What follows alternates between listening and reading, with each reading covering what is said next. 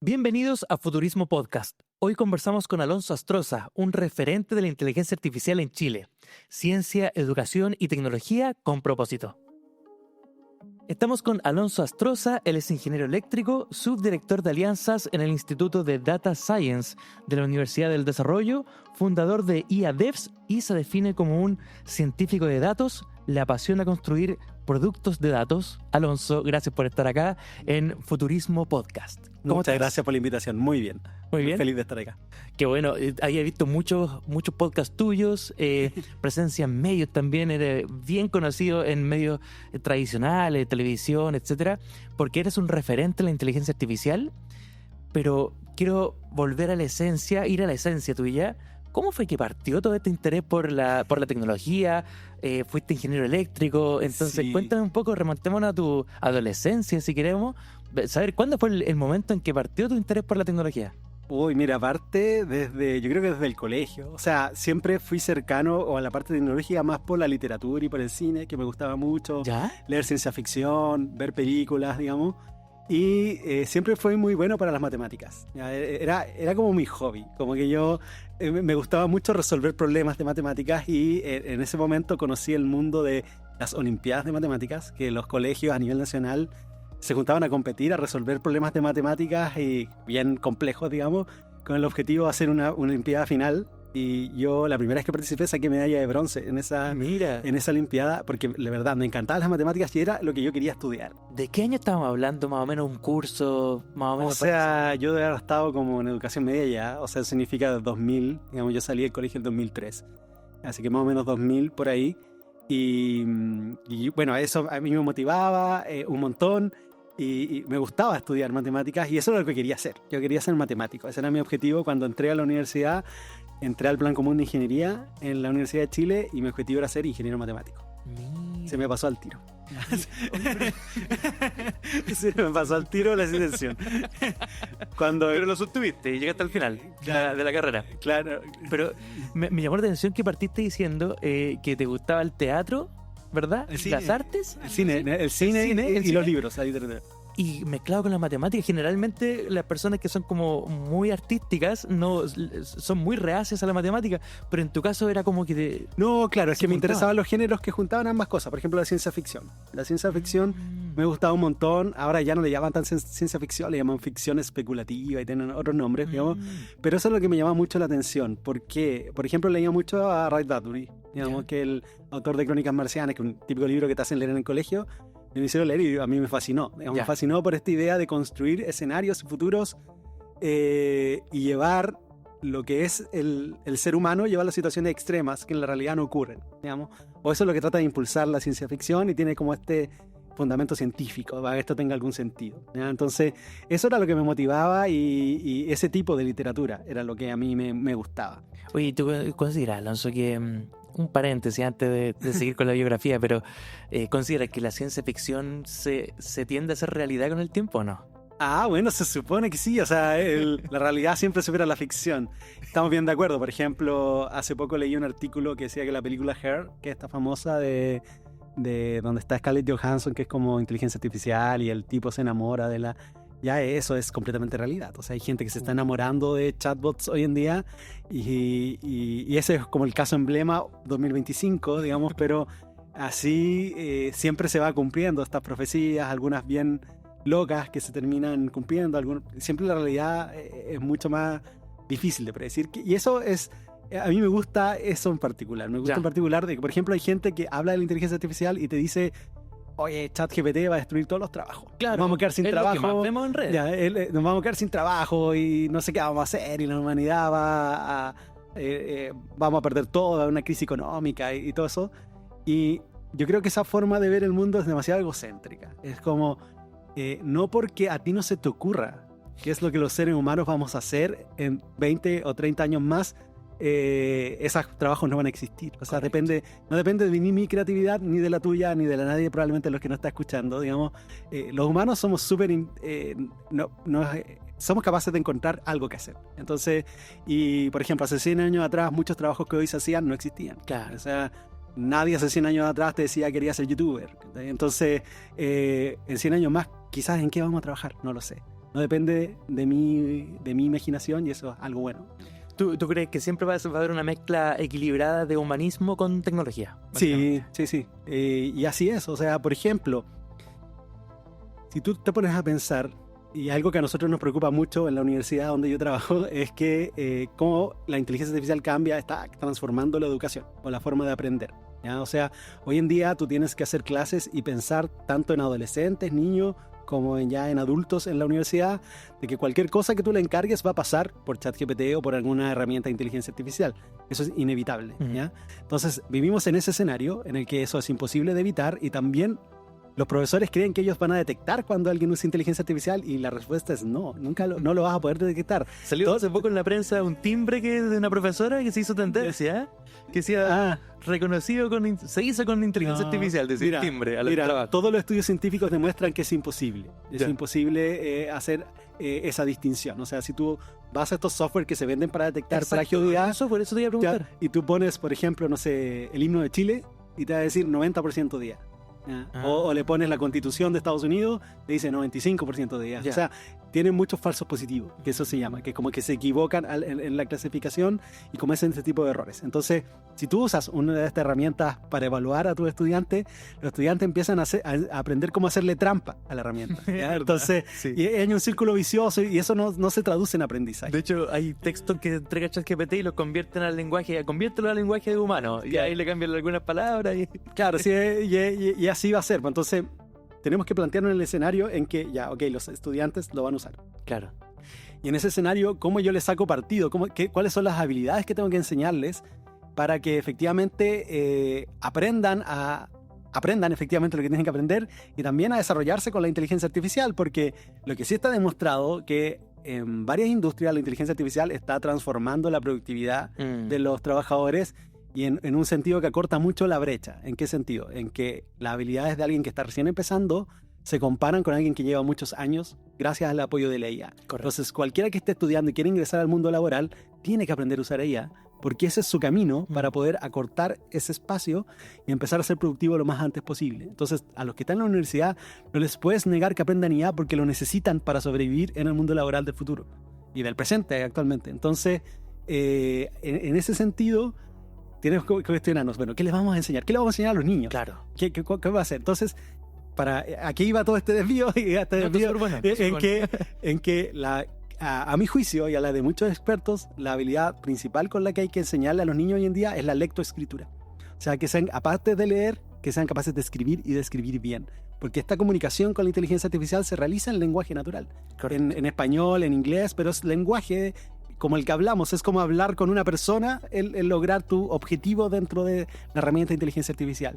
Entonces, si tú no eres capaz de escribir bien qué es lo que quieres, la inteligencia artificial no te va a ayudar, digamos, porque la inteligencia artificial no hace magia. La inteligencia artificial produce un resultado en base al contexto que tú le das. Esa es toda la clave de la inteligencia artificial generativa. Entonces, ¿qué también tú escribes ese contexto, ese prompt de entrada, va a significar qué tan bueno es el resultado de salida? Correcto. ¿Ya? Entonces, los niños y los estudiantes tienen que aprender eso. Y si tú vas a la PAES, ¿tiene alguna pregunta en la que el estudiante tiene que escribir? Creo que no. Ninguna, ¿ya? ¿Y eso qué significa? Que los colegios no están incentivados a motivar bajo ningún motivo la habilidad de escribir, porque no la evalúa la PAES, que es lo principal, que la vara con la que se mide el rendimiento de cada institución que educa en Chile. Entonces, tenemos que transformar harta las cosas ahí, digamos, en que se impulse esta habilidad de lectoescritura, y tienen que ver con la literatura, y todo se junta, digamos. Entonces, correcto. Ahí va. O sea, no es algo que las humanidades, por supuesto, que no van a desaparecer. Digo, a mi juicio se van a potenciar. Si pudiésemos traducir todo esto en una especie de roadmap o de fases, ¿verdad? Estamos en una etapa inicial en donde las universidades o el mundo académico está siendo consciente de que hay que explicar inteligencia artificial en las universidades, pero también en los primeros años de enseñanza educativa, digamos. ¿Está puesto el punto ahí? Sí, o sea, totalmente.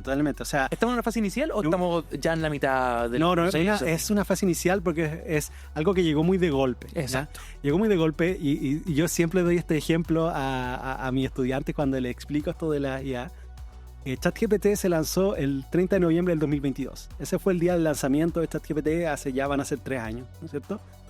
Y se lanzó, y ¿qué pasó? ChatGPT se convirtió en la plataforma tecnológica con adopción más acelerada en la historia de la humanidad. Hoy en día se dice que ChatGPT tiene como 800 millones de usuarios activos al mes, ¿ya? Que es un número muy, muy grande para algo que tiene menos de 3 años de existencia. Claro. O sea, ninguna otra plataforma en la historia, Twitter, Instagram, TikTok, ni siquiera se había acercado a esto, ¿ya? Entonces, es la plataforma tecnológica con mayor adopción en la historia de la humanidad. Y punto, ¿ya? El mismo día en que ChatGPT se lanza, el 30 de noviembre de 2022, un ingeniero del MIT, un ingeniero de OpenAI, la empresa detrás de ChatGPT, está haciendo una conferencia en el MIT, que es una de las escuelas de ingeniería más prestigiosas del mundo. Y hay fotos, esto es real, digamos, no es inventado, no es IA, digamos. Hay fotos de su presentación en la que hay un slide en que él dice: oigan, hoy día lanzamos ChatGPT, ¿ya? No se preocupen, esto es solo para los nerds, no va a tener ningún efecto comercial en las ventas. O sea, el mismo día que una empresa lanza la plataforma tecnológica con mayor adopción en la historia de la humanidad, esa misma empresa ni siquiera tenía idea qué es lo que tenía en las manos. Del impacto. ¿Ya? Entonces, por eso es tan acelerado el gol, porque nadie sabe cómo reaccionar, ni siquiera ellos que lo inventaron. Y es por eso que todos nos estamos en un periodo que definitivamente es de inicio. O sea, es de inicio, aunque los tiempos hoy en día, si tú decís ya van a pasar 3 años, parece una eternidad, pero en realidad no es tanto tiempo. Y todas las industrias y la educación en particular se está transformando por esto, y estamos viendo, bueno, cómo reaccionar y cómo plantear el futuro. Correcto. Entonces ese es estamos en esa etapa. Volviendo un poquito al aspecto biográfico, estábamos en la parte de que había estudiado ingeniería eléctrica. Sí. ¿Cómo transicionas de un mundo de electricidad a a la parte computacional? Bueno, es que ahí va yo entré a este plan común donde uno podía elegir, partes con cursos comunes y después eliges como la carrera y te puede ir cambiando. Entonces, yo quería ser matemático, pero se me pasó al tiro. Primer año, porque los cursos de matemática eran como muy abstractos y era entretenido, pero no era algo que yo pensara que se podía transformar en efecto como en la sociedad. Okay. ¿Ya? Era difícil ese camino. Entonces ahí dije, ¿qué pasa si estudio computación? Porque me acuerdo perfectamente, yo no programaba antes de entrar a la universidad, no tenía idea. Aprendí a programar en la universidad y me maravilló. O sea, yo amaba el curso de programación, era lo que más hacía, y me acuerdo hasta exactamente el momento en que yo decidí, oye, voy a estudiar esto, o sea, esto va a ser mi vida, que es ¿Qué profe era? Era Java. El profe en una clase nos empieza a pasar WebSockets, que es como formas de comunicar, hacer como un protocolo de comunicación entre programas de computación. Entonces tenía una ventanita en la que había una pelota que se movía y que cuando llegaba a una pared rebotaba y se devolvía. ¿Ya? Eso era el programa. Y el profe corre el programa, se crea la ventanita, corre otra instancia del mismo programa, el mismo código, crea otra ventanita y la pone al lado. Y ahora la pelota, en vez de rebotar a la pared, pasa hacia la otra ventana. Y dije, increíble. Dije, no, esto es lo que tengo que hacer toda mi vida. Así, lo más maravilloso que he visto en todo este tiempo que he estado estudiando. Y ahí dije, yo quiero estudiar computación. Esto es lo que quiero hacer. Pero no terminé estudiando computación, computación porque tomé cursos y todo, pero no me gustaron. Sentía que nos estaban enseñando mucha que se llama como ingeniería de software, normal, que era como más como liderar el desarrollo de un software más que construirlo con mis propias manos. Claro. Entonces yo quería inventar. Eso era lo que me motivaba. Yo quería inventar cosas que llegaran a usuarios, que lo usaran personas. Y lo que más se acercaba a eso era la ingeniería eléctrica. La ingeniería eléctrica, que es la idea, la ingeniería eléctrica no solo es energía o potencia, se llama, sino que además tienes el procesamiento de señales, digamos, de telecomunicaciones, y tienes la robótica y la electrónica. Entonces tú puedes construir cosas. Y las señales, y ahí fue a mí lo que más me gustó fue el tema de las señales, y ese es el truco. Los datos son señales. ¿Ya? Cualquier señal tú la puedes transformar en datos. Por ejemplo, una señal de video son matrices con números. Eso es una imagen. ¿Ya? Y eso es datos. ¿Ya? Entonces yo empecé a meterme en lo que se llama el reconocimiento de patrones, y ese fue como el inicio de lo que sería el machine learning y inteligencia artificial, que es como le llamamos más. En el tiempo que yo estudiaba no les decíamos inteligencia artificial. Le decíamos machine learning, reconocimiento de patrones. Que esto, estamos hablando de que yo empecé en mis primeros proyectos de IA, de haber empezado como el 2006. Yo desde el principio, y me acuerdo también exactamente el momento, yo estaba en la universidad y de repente veo a un grupo como de estudiantes más grandes que estaban con una mesa con un notebook sacándole fotos a la gente, como que la gente se sentaba y le sacaban fotos. ¿Ya? Yo me acerqué y dije, oye, ¿qué están haciendo? Dijo, no, estamos haciendo una base de datos para para entrenar un sistema de reconocimiento de rostros. ¿ya? Mira. Entonces ellos, en ese momento, estamos hablando 2005, 2006, no existían los supermodelos que hay hoy en día para procesar imágenes. Era todo, si tú querías hacer un modelo que reconociera la identidad de una persona o que siquiera detectara si en una foto hay una persona o no, ¿ya? Tenías que tú armarte el conjunto de datos y tenías que tú entrenar tu propia red neuronal, ¿ya? Empezabas de cero. ¿Ya? Y ellos estaban haciendo eso, empezar desde cero. Ya. Y dije, oye, quiero trabajar en esto. Dijo, estamos justo buscando practicantes para la práctica de verano, así que súmate. Pues yo, ya, ok, y entré y de ahí no me moví. Pues de ahí no me moví y aprendí todo esto, a hacer redes neuronales desde cero. Esa era lo que aprendí. Por supuesto, aprendí esas bases y hoy en día nadie partiría ese problema desde cero. ¿Ya? Con el tiempo existe una técnica dentro de las redes neuronales que se llama la transferencia de aprendizaje, ¿ya? Que tú puedes tomar una red que ya está entrenada, que es gigante, que entrenada con muchos datos, y puedes modificar solo los últimos parámetros para que aprendan una tarea específica. Perfecto. Entonces, hoy en día hay redes gigantes entrenadas con millones y millones de imágenes para, por ejemplo, reconocer objetos, que saben si esto es un humano, si es un vaso, si es un micrófono, etc. Y tú sobre eso podrías hacer una capa de, por ejemplo, identificación de persona. ¿Ya? Y le enseñas esa tarea en particular y no partes desde cero. Entonces, eso es como se entrenan hoy en día ese tipo de modelos en la industria, digamos. Pero es entretenido entender como las bases de cómo parte. Ese es como, bueno, lo que aprendí con el tiempo. Nunca me despegué de ahí. O sea, yo siempre digo, tuve la suerte de estar trabajando este tema de los datos, y con el tiempo y hoy en día es súper popular y es como de lo más demandado, pero fue suerte, digamos, fue suerte. En ese momento, en ese momento iba a pegar de esta forma, digamos. Claro, no, nadie se imaginaba. O sea, si tú le preguntas a alguien, porque al final lo que hizo ChatGPT es algo bien entretenido, que es tomar una red neuronal tipo Transformer con una arquitectura que era conocida ya hace algunos años antes de ChatGPT, pero se fueron por la apuesta y dijeron, oye, si somos capaces de meterle todos los datos que los seres humanos hemos escrito en Internet, entonces esto puede ser inteligente o simular cierta inteligencia. Va a empezar a aprender cosas como cómo usamos el lenguaje. Y esa fue una apuesta. Y yo te aseguro que si le preguntas a la mayoría de los científicos antes de conocer el resultado, ninguno o muy pocos tenían fe en que eso funcionara. ¿Ya? Entonces, pero funcionó y eso produce el cambio. Entonces ya desde el 2022, cuando esto ya se populariza a la gente, digamos, que esto ya cambia radicalmente. O sea, yo siempre digo, mi vida cambió el 2022 por dos motivos. Uno, nació mi hija en agosto, que eso me cambió totalmente, y salió este GPT y eso cambió radicalmente todas mis relaciones laborales. Digamos, todo se transformó, digamos, porque yo llevaba mucho tiempo en esto y ahora empezaba a ser de interés de todos. O sea, todas las empresas quieren ser inteligencia artificial. Leía los estudios de las consultoras este año hablan de que prácticamente el 80% de las empresas están llevando a cabo algún proyecto con foco de negocio que usa alguna tecnología de inteligencia artificial. O sea, literalmente todo el mundo. El 2025, el 2024 era el 60%. Si nos vamos antes de ChatGPT, habría sido el 20% con suerte, digamos. Entonces, está viendo un cambio a todo nivel en muchas industrias. Y por supuesto, a mí me pilla en una buena posición. Totalmente. En una buena posición con esa experiencia y entendiendo un poco, también tratando de entender cómo están ocurriendo las cosas. ¿No? Que eso es interesante igual. ¿Cuáles son los errores más comunes que se comete al intentar adoptar IA en los negocios, por ejemplo? ¿Se espera mucho de ellas o se ocupan para cosas muy básicas todavía? Bueno, uno siempre se tiene que cuestionar si realmente lo que estás tratando de resolver necesitas IA para resolverlo o no. Ya, probablemente no. Ya, ahora, entonces eso es lo primero.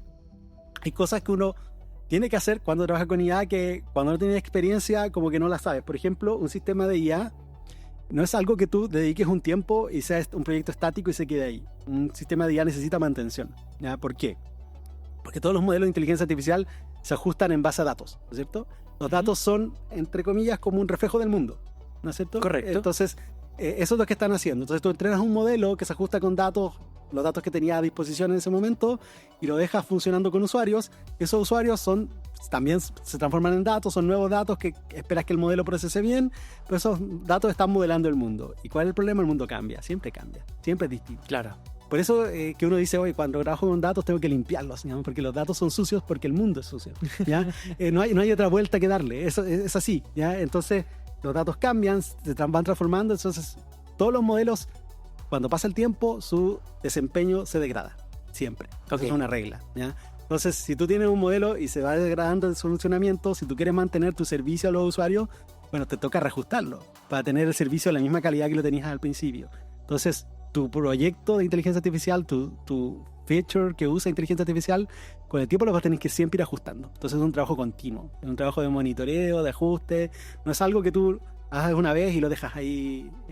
Eso es un factor. Entonces, se puede igual programar para que se auto... Claro, autorice, pero tienes que complejo, preocuparte. ¿No? Y es más complejo, algunos problemas quizás no es tan fácil hacerlo, y de todas maneras esa actualización va a requerir recursos, aunque no son humanos, son computacionales. Seguramente tienes que hacer un switch del modelo. Cuando tienes un modelo nuevo tienes que hacer un switch. No es tan fácil como, bueno, usaba este y usó el otro. Digamos, no, hay distintas estrategias para hacer eso. Entonces, pero eso ya es un problema más de software, propiamente tal que de inteligencia artificial. Y ahí nadie reinventa la rueda. O sea, el desarrollo de software a través de las últimas décadas se ha potenciado un montón. Hay todo una disciplina que se carga de eso que se llama el DevOps, ¿ya? Y esos mismos conocimientos se pueden aplicar a esto de inteligencia artificial, ¿ya? Pero más va en el sentido de que las empresas tienen que tener claro qué significa que empieza a desarrollar cosas con inteligencia artificial. Y la buena noticia, por otro lado, es que las herramientas y los modelos que hoy día existen son muy buenos para prototipar. Okay. Entonces tú puedes llegar a prototipos muy rápido. Y eso te permite, eso es súper bueno porque puedes contratar rápidamente con tus usuarios y saber si lo que tú pensaste que era la solución al problema efectivamente te entrega ese valor, ¿ya? Y una vez que prototipaste, encontraste esa respuesta a la duda de negocios que tenías, la necesidad de negocio, bueno, ahí le puedes todo el recurso necesario para sacar esto adelante, ¿no? Con un modelo quizás más elaborado, con un proceso de entrenamiento más pensado, con esta estrategia de actualización, pero eso ya una vez que esto está validado. Entonces, antes eso no existía, porque los modelos no eran tan buenos como hacer esos prototipos tan rápido. Entonces, si tú querías hacer un proyecto de IA, tenías que ir con todo. Tenías que ir con todo porque vas a tener que completarlo para saber si efectivamente resuelve el problema. Era muy de experimentación y la mayor parte del tiempo no lo resolvía. Entonces eran proyectos muy costosos, ¿ya? Muy costosos, muy riesgosos, ¿ya?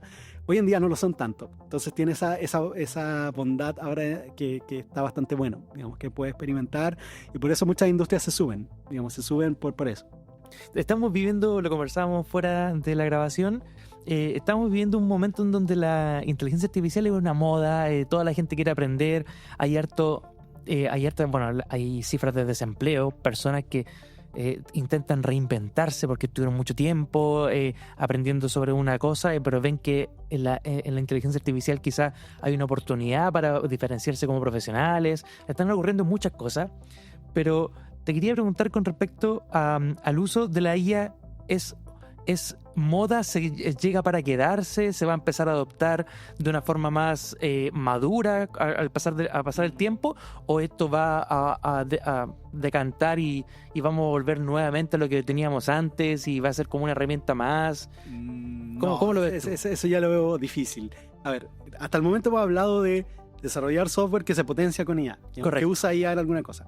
Esa es una línea, pero hay otra línea que es, yo diría, la que se expande más, que es usar inteligencia artificial para ejecutar mis tareas en el trabajo, que es como más por la línea de productividad y donde se está transformando un montón. Eso es, si yo desarrollo, usar estos agentes o estos programas de IA para ayudarme al desarrollo del software, ¿ya? En esa línea yo creo que no hay vuelta atrás. Ya no hay vuelta atrás bajo ningún concepto, porque hoy en día la inteligencia artificial efectivamente hace que la gente sea más productiva. O sea, yo, si me imagino a mí mismo antes, si me visualizo antes de ChatGPT, después de ChatGPT, claramente soy un profesional mucho más productivo. O sea, programo un lenguaje de programación que antes no programaba, ¿ya? Y lo puedo hacer gracias a la ayuda de estos agentes de inteligencia artificial. Antes, si bien yo sé inglés, no acostumbraba a escribir en inglés. Hoy en día escribo todo el rato en inglés porque es muy fácil escribir en inglés con apoyo de esta inteligencia artificial. Puedo hacer lo que me demoro en hacer reportes y hacer informes, es mucho más corto que lo que me demoraba antes. Entonces soy un profesional que se ha potenciado. No sé, pongámosle un número, me he potenciado 5 veces con respecto a antes. El punto es que la organización donde yo trabajo, la Universidad del Desarrollo, ¿es 5 veces mejor antes de ChatGPT que ahora? Probablemente no, quizás es un poquito mejor. Entonces hay un gap, hay una diferencia entre lo que el profesional crece con el apoyo de la IA y lo que las organizaciones están captando. Entonces ahí es donde está el cuello de ella, y es lo que las distintas empresas y organizaciones están tratando de resolver. Perfecto. Entonces, y eso es lo que más me gusta, y por eso yo digo que no hay vuelta atrás. porque la inteligencia artificial generativa, que es la que vivimos hoy en día, invirtió la cadena de difusión tecnológica. ¿Ya? Cualquier otra tecnología en la historia que tú pienses, la cadena era al revés. Primero eran los militares y el gobierno los que le sacan valor, por ejemplo, el internet, claro, la radio, sí. después las organizaciones de la empresa y después terminaba en nosotros. Éramos el último lugar de la cadena, ¿no es cierto? La inteligencia generativa es al revés, po. Partimos nosotros y el resto de las organizaciones y los gobiernos están tratando de cómo le sacamos el valor que todo el mundo está sacando, ¿ya? Entonces eso es muy bonito, digamos, y que efectivamente no tiene vuelta atrás. O sea, para alguna industria, en particular el desarrollo del software o las industrias más que tienen que ver con la multimedia, generación de imágenes, generación de video, ya eso ya se está transformando. O sea, ya no hay vuelta atrás y es cosa de tiempo para que esto pase en todo el resto de la industria. Va a haber alguna gente de inteligencia artificial que la va a terminar transformando. Y pasan cosas bonitas también, que por ejemplo, en el desarrollo de software. Se supone que Microsoft era el líder indiscutido, ¿ya? Y todo el mundo, o mucha gente, usaba los programas y los lenguajes de Microsoft para desarrollar, VS Code, Visual Studio, etc. Y como que no había mucha forma de que alguien compitiera en eso. O sea, obviamente habían competidores, pero nunca tan fuertes para el tema del desarrollo de software. Okay. Pasó la IA y Microsoft está peleando codo a codo con empresas que tienen 2 años de existencia, pues, que crearon un, no sé, Cursor, que es un IDE para desarrollar y que mucha gente usa Cursor y le quita usuarios. Puede comprar todo al mismo tiempo. Claro. Estaban acostumbrados a ir a comprar y listo. Claro, y eso es bien llamativo si lo piensas, pues se supone que era un mercado en que nadie podía entrar. Y mira, hay empresas que tienen 2 años de existencia y están entrando y compitiendo con todo. Exacto. ¿Ya? Entonces, ese mismo efecto de la inteligencia artificial que transforma la industria del desarrollo de software va a empezar a ocurrir en todo el resto de la industria. Pues entonces, por eso las empresas están tan preocupadas de esto. Porque si no me preocupo yo ahora, independiente que tenga una tasa de fracaso alto, digamos, que no me vaya a funcionar, tengo que empezar a meterme en la inteligencia artificial, porque si no, va a aparecer alguien que ni siquiera tengo mapeado en este momento, que con ayuda de la inteligencia artificial me va a empezar a competir y quizás sea el mayor actor del mercado en 5 años más. ¿Ya? Hablan de empresas unipersonales, dicen, claro, una persona con distintos agentes puede montar una startup, por ejemplo. Sí, hay empresas como, le llaman los tiny teams, como los equipos pequeños. Igual ahí lo miro como con distancia, porque yo siento de que hay muchas cosas del software en particular que requieren mucha acción humana. Y eso es lo que, por ejemplo, yo le digo a la gente que se preocupa sobre que la inteligencia artificial va a dominar el mundo. Claro. Le digo, mira, con los modelos actuales no, porque tienen restricciones y eso es una conversación técnica que quizás podemos tener. Pero independiente que si tú crees que estos modelos son suficientemente buenos y son capaces de tener esa inteligencia, que no lo es, pero pongamos en el escenario que sí, un software, como cualquiera de los que nosotros usamos, hay un ejército de gente detrás manteniendo que ese software funcione. Claro. ¿Ya? Entonces no funciona mágicamente. ¿Ya? Entonces, si una inteligencia artificial quiere dominar el mundo, va a necesitar ayuda de los seres humanos en estos momentos. ¿Ya? Ahora, vivimos en un mundo tan loco que quizás hay seres humanos que quieran ayudarle a ese objetivo, digamos. Pero lo normal sería que no. Entonces, vamos a necesitar los humanos. El software necesita humanos. O sea, cualquier aplicación que tú uses en su celular, hay un equipo de personas trabajando en que eso se mantenga vivo todos los días. Correcto. ¿Ya? Y funcionando. Entonces, lo mismo pasa aquí con el software y con la IA en general, digamos. Me ponías el ejemplo de que tú te sientes como profesional 5 veces más potenciado de alguna forma con la IA, pero también está la otra posición, que es verdad, que uno dice, ya, ¿qué hay de adopción? Porque solamente si cambiamos una palabra, podemos decir dependencia. Uh-huh. Y a veces, bueno, yo lo reconozco como profesional también, las veces que se ha caído ChatGPT, por ejemplo, y he tenido que hacer algo y chuta, y digo, oye, dependía de esta herramienta. Uh-huh. O sea, no puedo acceder, no puedo redactar lo que mismo que iba a redactar antes, y puede verse como que es una dependencia. Ahora, de ahí nace la otra pregunta, que vemos también innovaciones tales como Neuralink, donde chips se conectan, o los cyborgs, que hay también humanos que se injertan ciertos chips para relevar datos nuevamente, datos de la sangre, de la situación médica de las personas, etc. Eso lo está desarrollando Elon Musk con Neuralink, obviamente. Eso mezclado con la inteligencia artificial, que es lo que tú más o menos decías, que eso en algún momento puede ser que todo se vaya a un servidor central, mundial, que se centralice toda esta información, que, no sé, que conozcan las emociones. También decían, había anda dando vuelta un video de Sebastián Piñera en un momento que decía que con las 5G se iban a conocer las las nuevas emociones, conseguir conocer las emociones de las personas, por ejemplo, con las antenas nuevas, decían. ¿Qué opinas tú? ¿Conspiración o es a ver. bajamos, mira, esto no es tan así? O sea, a ver, con el tema de la dependencia, si hablamos del punto de vista laboral, o sea, imagina que tienes que trabajar sin internet. Probablemente eso ya es imposible. Ya. Entonces, el nivel de dependencia de la tecnología, bueno, los trabajos y lo que hacemos se va transformando a que eso es inevitable. Ahora, el punto es no depender de un solo proveedor o de un solo organismo que maneje esto. Digamos que esa es que sí sería una preocupación. Hoy en día, la mayoría de los modelos que se usan en Occidente salen de Silicon Valley. Salen de California, ¿no es cierto? Ahí están esos modelos, están en esas empresas y esas empresas toman decisiones en que, por supuesto, las regulaciones y las normativas no avanzan a la velocidad que ellos avanzan. ¿Ya? Entonces, son decisiones que ellos lideran y que van a transformar un poco la sociedad. ¿Ya? También hay otros competidores, pues están los chinos. Están los chinos que con sus modelos, el DeepSeek, el Kimchi, que son modelos súper buenos, que se comparan, incluso son mejores que los de OpenAI, también están empezando a hacer esto. También hay algunos modelos en Europa, pero Europa están más un poco inmovilizados por la regulación que están impulsando, pero eso es más una competencia geopolítica, digamos, de quién hace estos modelos. Domina pero la preocupación sería que solo fuese un actor el que los domine, a mi juicio, ¿ya? Que es, por ahora eso no está pasando. Correcto. Entonces, eso sería un punto a preocuparse.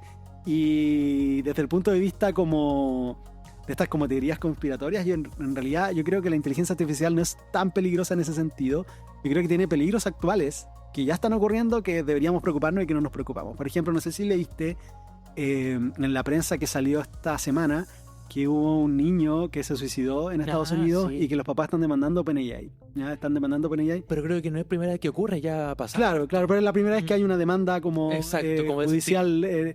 Y bueno, ahí el New York Times recogió esto y hizo una nota. La nota tú puedes ver, si la leen, se van a dar cuenta ciertas cosas que pasaron ahí que efectivamente son preocupantes. Claro. Por ejemplo, el niño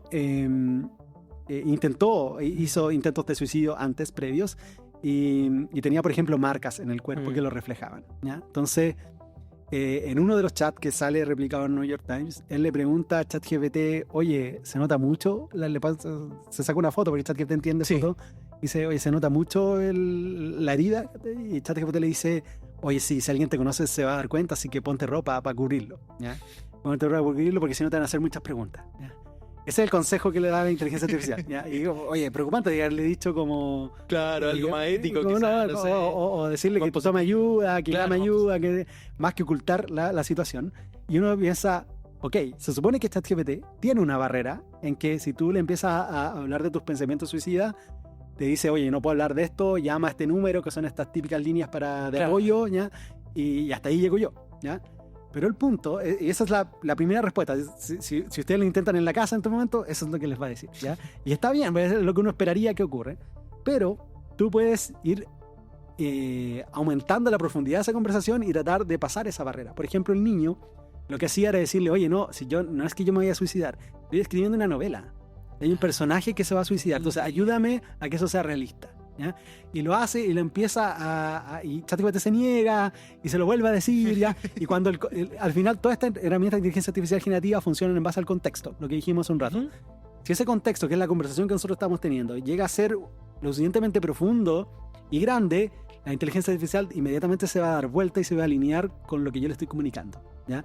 La inteligencia artificial son cámaras de eco, ¿ya? Empiezan a reflejar mis propios pensamientos. Entonces son súper peligrosas para las personas que tienen estos comportamientos medios de psicosis incipientes. La inteligencia artificial los acelera, ¿ya? Los cataliza y no es que la inteligencia artificial nos va a llevar a que haya mucha más gente en estado de psicosis. No es que la aumente, no es un aumentador, un generador, un inductor de psicosis, sino que la acelera. Las personas que sí son afectadas por esto acelera ese proceso. Entonces, por ejemplo, este niño aceleró su proceso autodestructivo por no es que ChatGPT sea el causante de esto, o sea, habría que hacer el análisis completo, o sea, que probablemente la relación con sus padres, su momento familiar, su momento con sus amigos, quizás cuál era su momento, digamos. Pero no es que ChatGPT efectivamente fuera la razón por la que se suicidó, pero sí probablemente hizo que el proceso fuese mucho más rápido y que no hubiesen más señales, no sé. Otro de los chats, el que yo encuentro más brutal, que el niño en esa parte que le dice como si se nota, al final decide ir a, no sé, a la cocina donde está su mamá sin cubrirse la herida, ¿ya? Y trata de hacer como que la mamá se dé cuenta que tiene una herida, ¿ya? Y no se da cuenta. Entonces él sube de nuevo a su pieza y le dice a ChatGPT, oye, bajé, mi mamá no se dio cuenta que tenía la herida, ¿ya? Y la respuesta de ChatGPT, no me acuerdo exactamente, pero ahí la podemos buscar, dice como, oye, es súper mala esa sensación cuando tú te sientes completamente invisible frente a las personas que te rodean, ¿ya? Le dice, y ChatGPT dice como, pero no te preocupes, yo estoy aquí por ti, ¿cachai? Entonces, en el fondo, ese comentario como que el golpe de gracia ante quizás la sensación que tiene el niño, ¿ya? Entonces, eso es un peligro que es actual, es hoy. Por supuesto, no le va a pasar a todo el mundo, digamos, no todo el mundo tiene tendencia a este tipo de comportamientos, pero a las personas que sí están en peligro, digamos, están en peligro si llevan esta conversación con la inteligencia artificial sin un mayor entendimiento, que eso termina siendo una cámara de ecos. Hay que educar a los niños y a los adolescentes en particular para decirle, oye, ChatGPT lo que va a hacer es, ChatGPT no es tu amigo, ¿ya? Los adolescentes están acostumbrados a, por ejemplo, estoy hablando con alguien en WhatsApp, me pregunta algo, no sé qué responder, pantallazo ChatGPT, ¿qué le respondo? ¿Ya? Claro. ¿Ya? Y eso es un uso que muchos adolescentes hacen y quizá, bueno, hasta uno mismo lo hizo alguna vez. Claro. Y es un uso real de ChatGPT y usan ChatGPT como si fuese un amigo que les aconseja. Claro, la privacidad es Bueno, importante. el punto es que ChatGPT no es tu amigo, ¿ya? Ni siquiera es un humano, ¿ya? Lo único que está haciendo es replicar lo mismo que tú le estás diciendo y tú los usas como para reafirmar tus propias ideas. Y si esas ideas son peligrosas, entonces por supuesto que el resultado puede ser bien malo. Entonces, ese tipo de cosas deberíamos estar preocupados más que en las teorías conspirativas, creo yo. Sí, totalmente. Pero Internet da para todo, la verdad, salen siempre cosas. La compañía de todas maneras ya hizo algunos comunicados diciendo que iba a tener como una autorregulación con respecto a los consejos psicológicos. Porque efectivamente es un peligro, como tú bien lo estás exponiendo. O sea, no es llegar y dar consejos psicológicos como modelo, digamos. Claro. No, o sea, uno de los usos más populares de la inteligencia artificial en Estados Unidos, según las encuestas, es terapia. O sea, la gente lo usa para hacer terapia psicológica. Sí. ¿Ya? Y yo no soy experto en eso, y no soy psicólogo ni nada, pero entiendo que es una muy mala idea, porque al final cuando tú vas a terapia, la idea de la terapia, porque yo he ido, digamos, es tratar de poder entender bien cuál es tu problema. A veces tú tienes un problema y ni siquiera lo sabes comunicar, digamos, ni siquiera entiendes cuál es el problema. Correcto. Y la terapia es buscar ese entendimiento, ¿no es cierto? Entonces, si estamos hablando que la inteligencia artificial siempre es contexto, así funciona. Para que me funcione, yo tengo que ser capaz de describir exactamente el contexto necesario para que resuelva lo que yo le quiero resolver. Y si estamos tratando de que resuelva algo que yo ni siquiera sé describir, entonces, por supuesto que no me va a ayudar, porque no es magia, no lee mi mente, ¿ya? Entonces, en algunos casos, en algún tipo de terapia, me imagino que es una muy mala idea usar un ChatGPT por ese motivo. Claro. No soy experto y estoy tratando de indagar un poco más en eso, pero me imagino que es una mala idea en la mayoría de los casos. Sí, es verdad. Alonso, uno de los puntos por los cuales también te invité acá al podcast, quería conversar contigo con respecto a Data Risas. Ya. Que también es algo que apareció en la prensa y me llamó mucho la atención. Conversemos de ese proyecto. Ya. ¿Está todavía funcionando? Sí, ¿Cómo sí, está? sí, está funcionando, pero lo voy a relanzar para el próximo Festival de Viña. Bueno, Data Risas es para explicarle a la audiencia.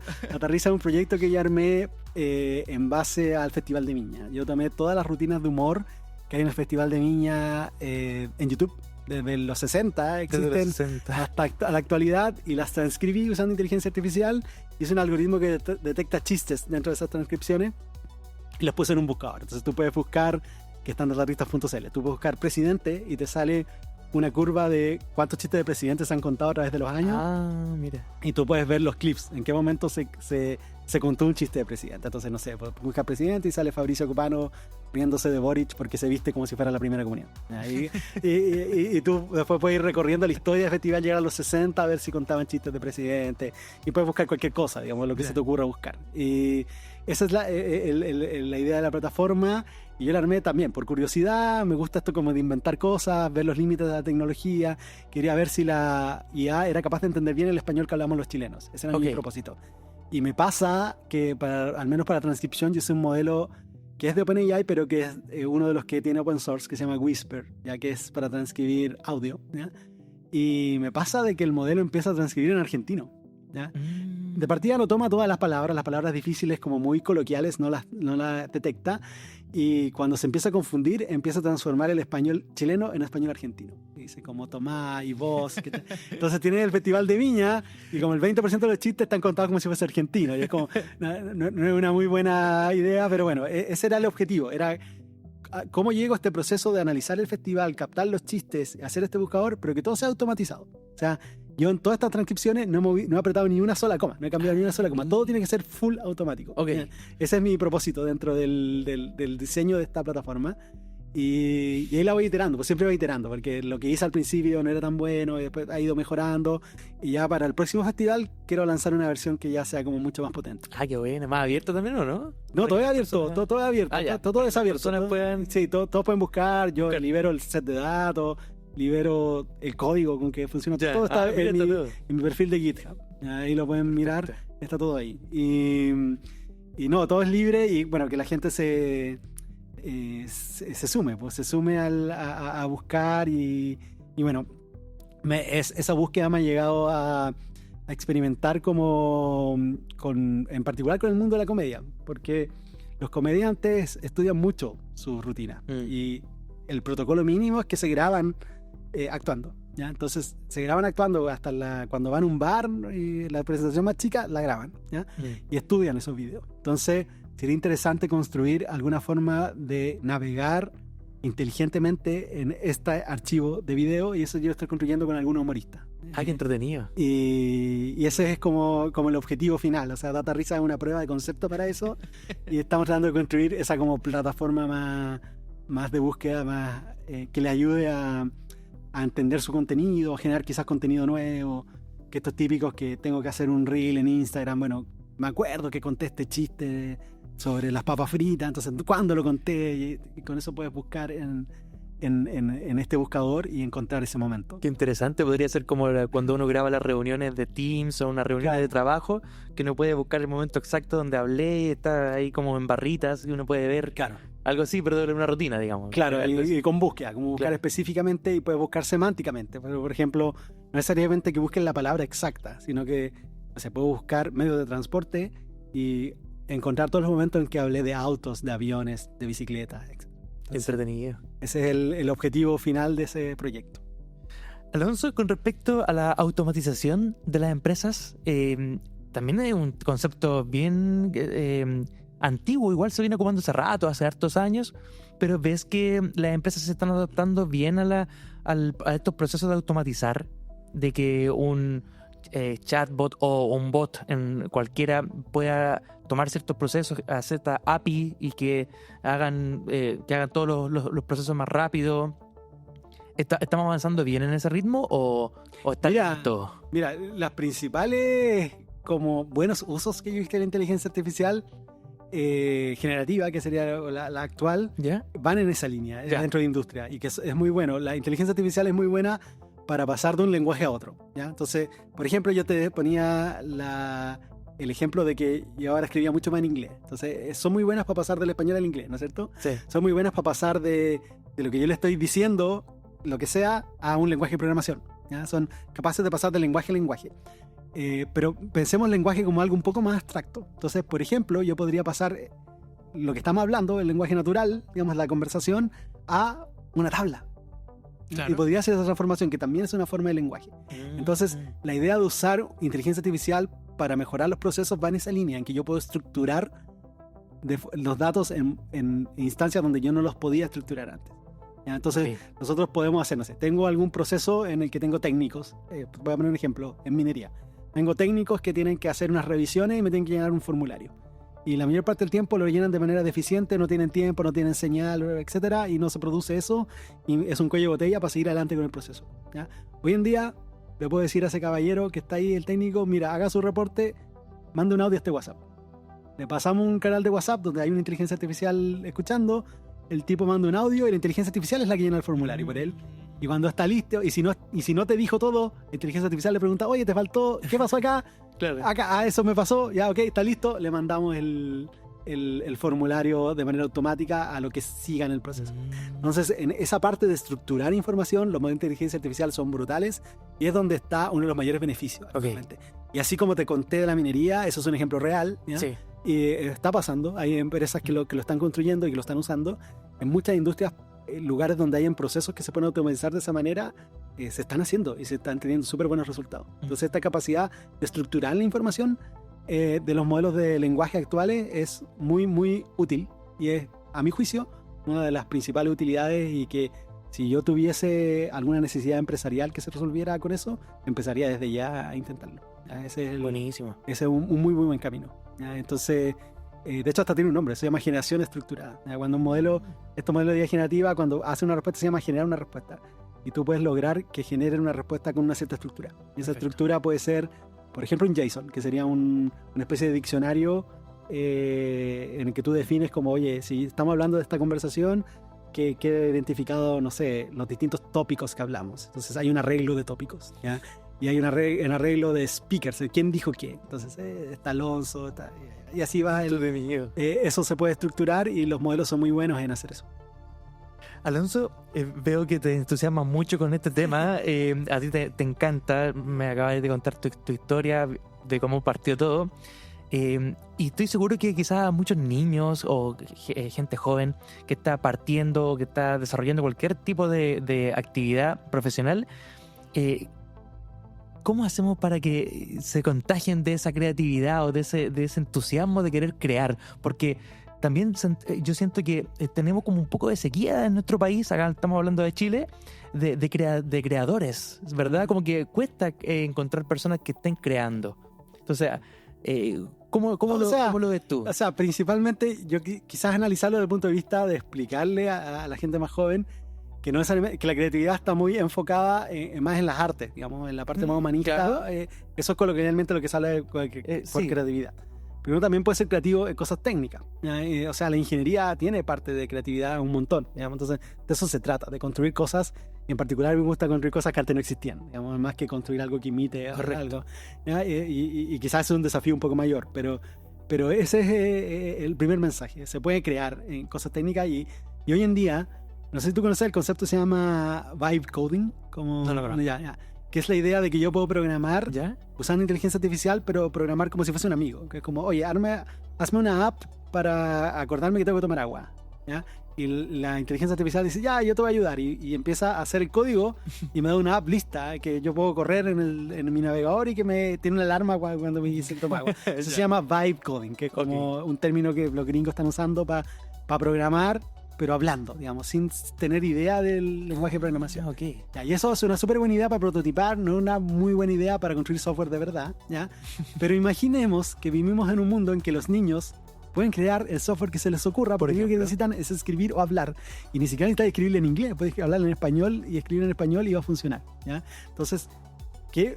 Va a ser entretenido ese mundo, va a ser entretenido un mundo en el que este superpoder de la programación, al menos en una instancia inicial, está al alcance de cualquiera, ¿ya? Y de hecho, literal, ChatGPT, si tú tienes acceso a internet, tienes acceso a ChatGPT. Ni siquiera tienes que hacerte una cuenta, ni tienes que pagar nada, ¿ya?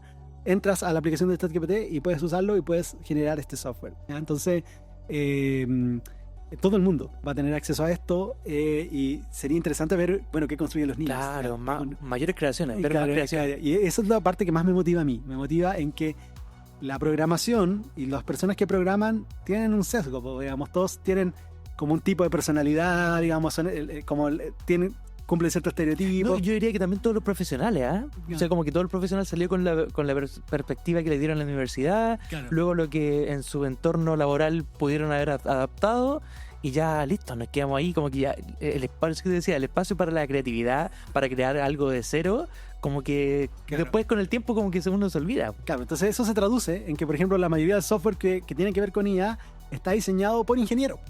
Tiene un sesgo de ingeniero y eso probablemente no es lo más cómodo para el resto del mundo. Claro. Entonces me gusta pensar en ese mundo en que gente que no es ingeniera, que no sabe programar, puede crear cosas, puede crear software y poner su visión de mundo que es radicalmente distinta, y seguramente ahí vamos a llegar a las verdaderas interfaces con las que vamos a usar la inteligencia artificial, ¿ya? Que por ejemplo, no sé, el ejemplo clásico sería los computadores antes eran puro teclado. A alguien se le ocurrió que se podía inventar un mouse para hacer esta navegación. ¿Ya? Claro. Entonces, ¿cuál es el mouse de la inteligencia artificial? ¿Dónde está? ¿Ya? Yo te aseguro que no son los ingenieros los que se les va a ocurrir, ¿ya? Sino que va a ser gente que está fuera de la ingeniería, fuera de este tipo de conocimientos, que gracias a la potenciación que hace la inteligencia artificial van a poder entrar en la conversación y van a poder crear cosas que a los ingenieros nunca se nos ocurrió crear. Van a mirar fuera de la caja en la que nosotros estamos. Y eso va a empezar a partir desde los niños. Entonces, eso creo que es una parte muy positiva de la inteligencia artificial y que me gustaría presenciar qué es lo que ocurre. Claro. Tú de todas maneras sugieres que cualquier profesional pueda incursionar, que pueda aprender, que pueda crear. ¿Consideras que los conocimientos necesarios para crear algo nuevo en inteligencia artificial o en un modelo de entrenamiento, como tú me lo venías explicando, tiene una barrera muy complicada? O sea, para prototipar no, para cuando tú quieres hacer algo como más formal y que se pueda aguantar muchos usuarios, un software de verdad, ahí necesitas todavía conocimiento profesional. Digamos, pero por ahora puedes prototipar. ¿Por qué? Porque hacer cosas de inteligencia artificial o software que se potencia con inteligencia artificial es un poco distinto al desarrollo de software tradicional. Hay conocimientos que no están ahí involucrados, que es, por ejemplo, no sé, la mayoría de los ingenieros de software que hablan conmigo, que no saben IA, digamos, que no saben de IA en general, su primer objetivo, oye, me gustaría aprender a entrenar un modelo. Claro.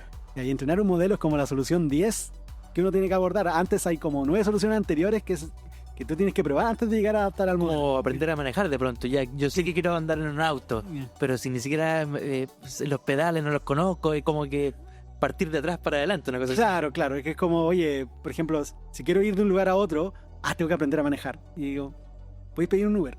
¿Ya? Esa es la solución más simple, ¿ya? Es un buen ejemplo, ¿ya? Entonces es lo mismo, o sea, entrenar un modelo de repente es un overkill, es demasiado, ¿ya? Claro. Y además entrenar un modelo requiere habilidades que un desarrollador de software no tiene, digamos que es como, porque tiene que aprender, digamos que es como desarrollar un modelo, entrenar un modelo es experimento, es más científico que otra cosa, ¿ya? Entonces requiere mucho ensayo y error, mucho feeling de lo que estás haciendo, ¿ya? Entonces entrenar un modelo son conocimientos que, por ejemplo, los científicos de datos, los ingenieros de datos adquieren a través de su estudio, ¿ya?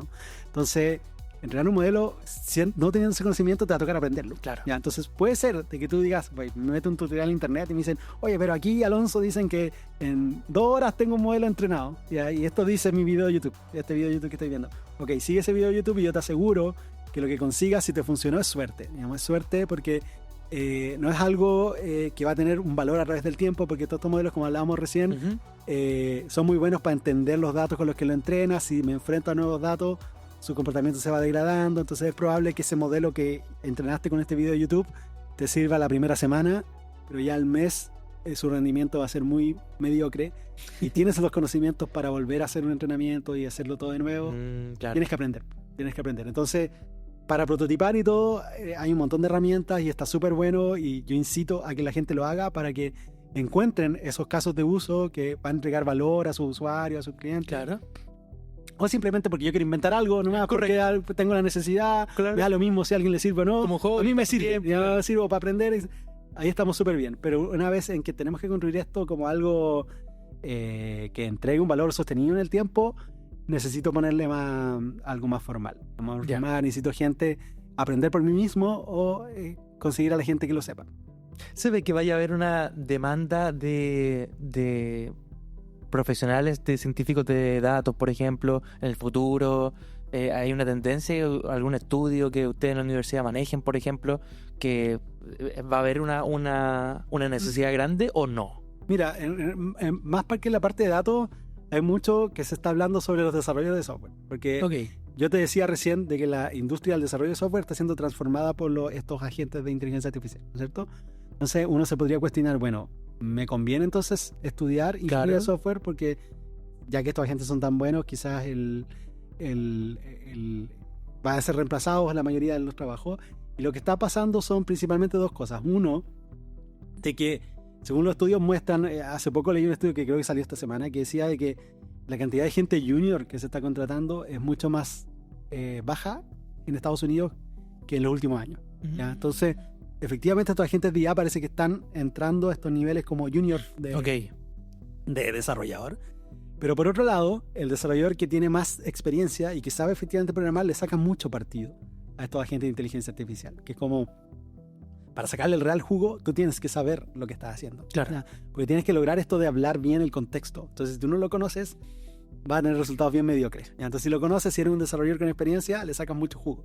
¿Ya? Entonces, pensar que la inteligencia artificial generativa va a destruir al desarrollador, en realidad es como pensar como, oye, el otro día leí un tweet que decía, es como pensar que los carpinteros van a desaparecer porque se creó la sierra eléctrica.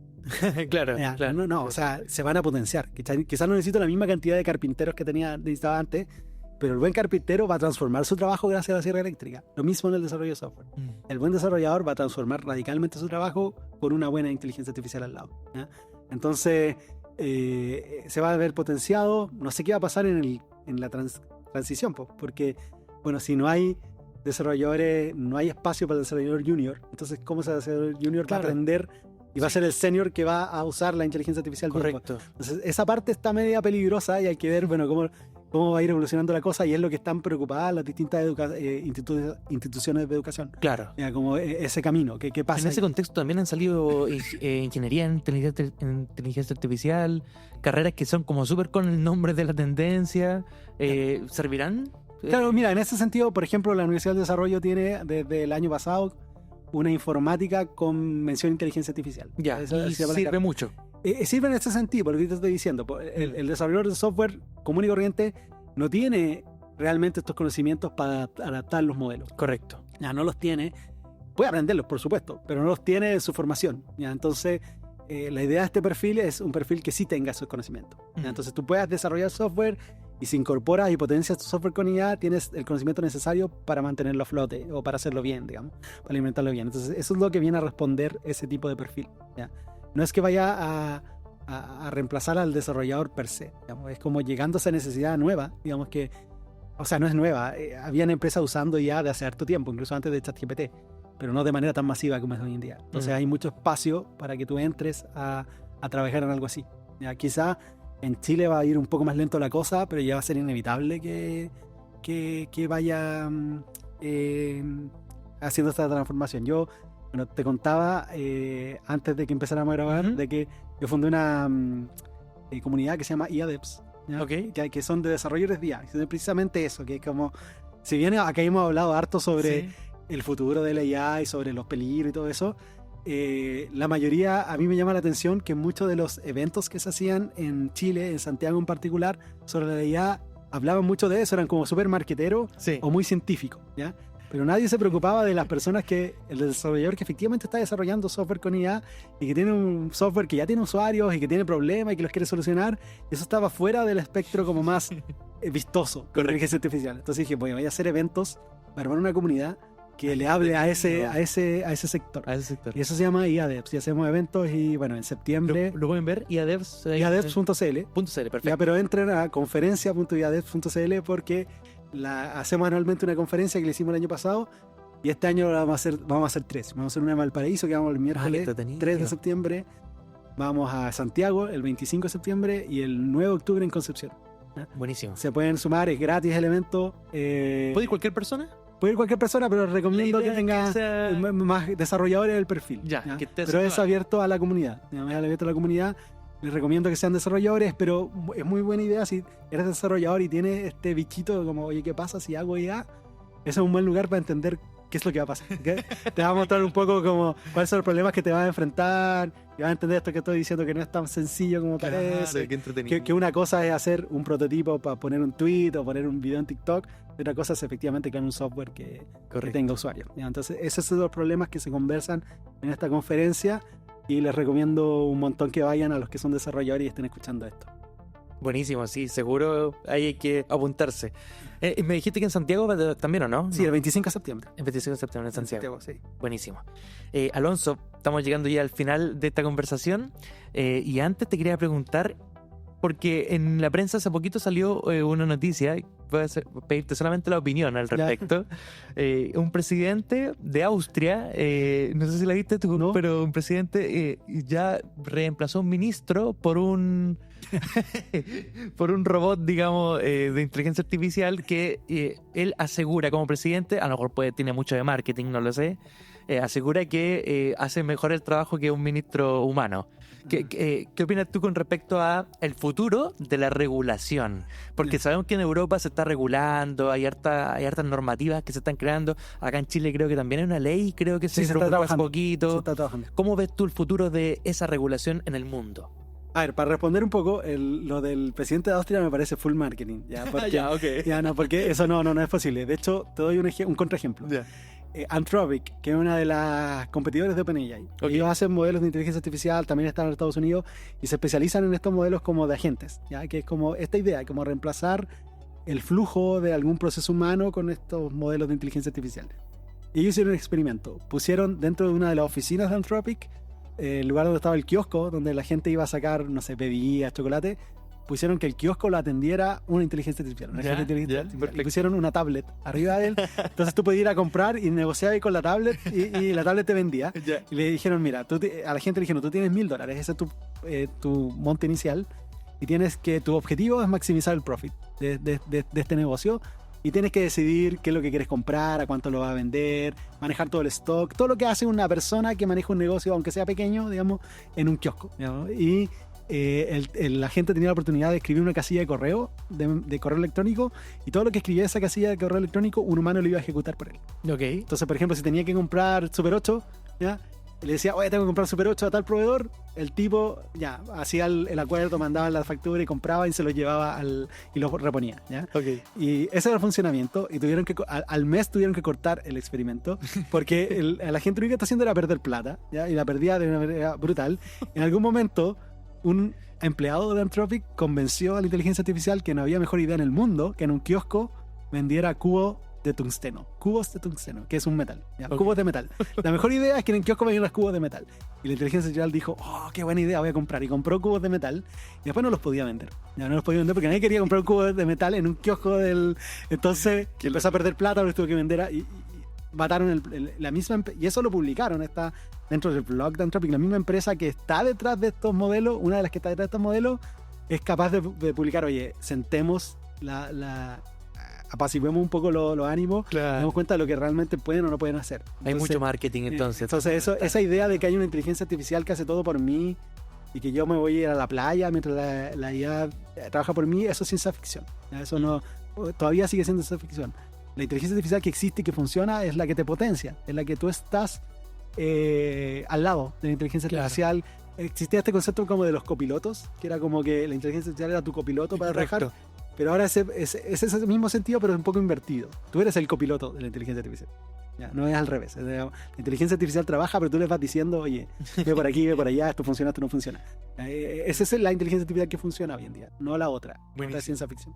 Y con respecto a la regulación. La regulación, sí, pues ahí, bueno, está el proyecto de ley de protección de datos personales, que eso ya empezó a regir. De hecho, las multas creo que comienzan el próximo año, en diciembre. ¿Están bien planteadas, al menos acá en Chile, de lo que tú has... O sea, sí, esa ley el único problema con ese proyecto de ley es que debería salir hace mucho antes.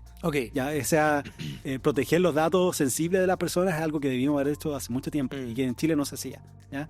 Y que está bien que por ahí las multas son como muy grandes y por ahí está esa preocupación, más que el hecho de multar es el valor de la multa, más que otra cosa. El resto de las cosas no creo que estén en discusión, ¿ya? Pero la ley de inteligencia artificial, que es distinta, esa se está ahora discutiendo, ¿ya?